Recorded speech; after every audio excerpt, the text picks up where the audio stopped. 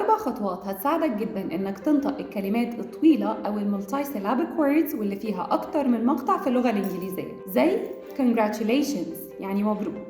Step number 1 لازم تسمع الكلمة من native speaker وده هيساعدك في ويب سايتس وقواميس كتيرة أونلاين زي Cambridge Dictionary وهيبقى فيها النطقين الأمريكان والبريتش. Step number 2 قسم الكلمة لسيلابلز أو مقاطع وانطق كل مقطع ببطء.